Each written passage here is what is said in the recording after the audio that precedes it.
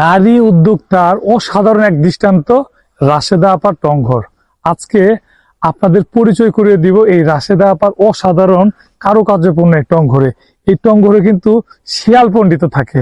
আপনারা কি বিশ্বাস হচ্ছে না? শিয়াল পণ্ডিত থেকে শুরু করে রাশেদা আপার জীবন, কর্মজীবন, তার ব্যস্ততা, সে একজন নারী হয়ে যে তার কর্মব্যস্ততা, সে সম্পর্কে বিস্তারিত কিন্তু এই ভিডিওতে থাকবে। কাটবেন না, দেখে থাকুন।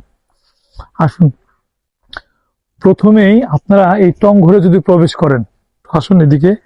টংঘরে প্রবেশ করলে এই যে বিভিন্ন গাছের শিকড়, বট গাছের শিকড় বা বিভিন্ন এই যে পরিবেশ বান্ধব বোতল থেকে শুরু করে সব দৃষ্টান্ত কিন্তু দেখতে পাবেন। এই রেস্টুরেন্টে যদি চতুর্পাশে একটু দেখেন, আপনি মনে হবে যে একটা বনের ভিতরে কিন্তু প্রবেশ করেছেন। সুন্দরবনের, গহীন বনের ভিতরে একটা রেস্টুরেন্ট, পাশে একটু খাল, এসব দেখলে কিন্তু আপনারা প্রথমেই কিন্তু পরিবেশবাদী যারা আছেন তাদের কিন্তু মন ভরে যাবে। আসলে তারা কিভাবে বেচা বিক্রি করে, কেমন বিক্রি হয়, তাদের সম্পর্কে কিন্তু একটু আসলে অনেকেরই অজানা আছে। কিন্তু বর্তমানে কিন্তু এই বাংলাদেশের মধ্যে এই যে এটা হলো ভুলার বুরানুদ্দিনের ছাত্রা ইউনিয়নে অবস্থিত। আপনারা আসলে যে বুরানুদ্দিন বাস স্ট্যান্ড থেকে যে কেউ বললেই হবে টংঘর, সবাই চিনে থাকে। ইনি হলো প্রথম সত্যাতে করে আমাদের রাশেদা আপা। ইনি বর্তমানে উনার স্বামী হাজবেন্ডের দ্বারা কিন্তু এটা মেনটেন করছিলেন। বর্তমানে উনি নিজেই ব্যবসা পরিচালনা করছেন। কেমন কি ব্যবসা হচ্ছে, কি কি করছেন, সে সম্পর্কে ওনার কাছ থেকে একটু জেনে আসবো। আসসালামু আলাইকুম, কেমন আছেন? একটু ভালো। আচ্ছা, তো আপনি তো একাই এখন বর্তমানে এই টংঘরটা ব্যবসা করতেছেন। কি কি পাওয়া যায় আপনার এখানে? এখানে ঝালমুড়ি, চটপটি, ফুচকা, চা, হাঁসের মাংস, রুটি। আচ্ছা, কোনটা? হাঁসের মাংস কত করে বিক্রি করেন?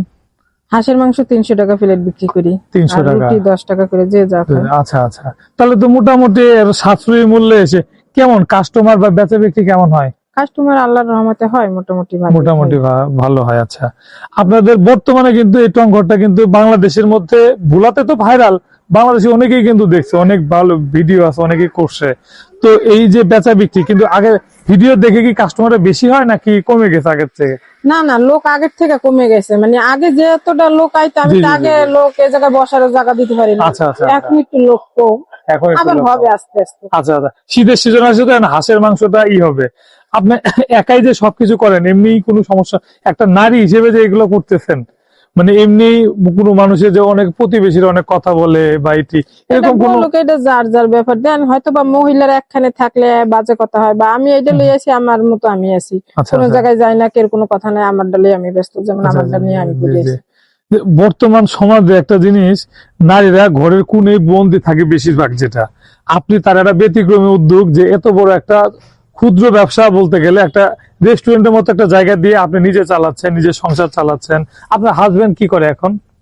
উনি বাহিরেও কাজ করে, দোকানে বেশি সময় এই জায়গায় কাটে। আচ্ছা আচ্ছা, বুঝছি। মানে এক ধরনের হলো উনি উনার মতো করে সংসার উপার্জন করে, আপনি আপনার মতো করে পাশে থেকে যেন দুইজনে স্বাবলম্বী হতে পারে। খুব ভালো একটা উদ্যোগ। আসলে নারী উদ্যোক্তাদের মতো উজ্জ্বল দৃষ্টান্ত কিন্তু আমাদের এই রাশেদা আপা। ইনার এই দৃষ্টান্ত ভাইরাল এই রেস্টুরেন্ট বাংলাদেশে কিন্তু উজ্জ্বল দৃষ্টান্ত হিসেবে থাকবে।